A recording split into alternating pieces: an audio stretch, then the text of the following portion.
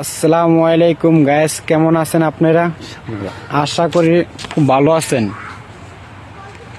এই যে আমাদের সুনা নদীর পাড়ে এই কিছুদিন আগে মেরামত করা হয়েছে, এখন বর্তমানে বন্যার পানি আবার দশা নিছে। এটা কতটুকু মেরামত করা হয়েছে আবার কতটুকু ভাঙ্গা নিতেছে।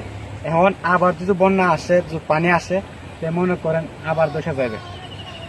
তো বলেন আপনার গাছ কেমন? এখন তো কাজ তো চলতেছে, কাজ তো মনে করেন মোটামুটি চলতেছে, কাজ করতেছে, কাজ ভাঙা দিতেছে।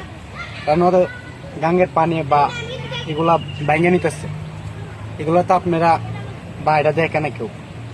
এটা কোন কারণে হয় তা তো সঠিকভাবে বলা যাচ্ছে না। এরা যে দুদিন পর মেরামত করা হচ্ছে, দেখেন আপনারা যে কি সুন্দর কাজ করছে।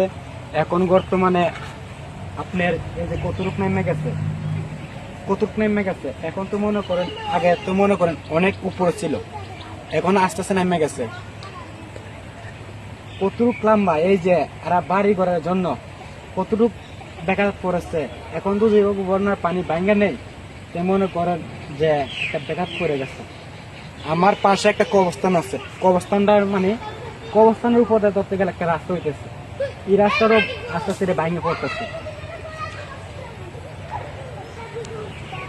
এই যে এদের বাড়ি দেখতেছেন কতগুলা বাড়ি,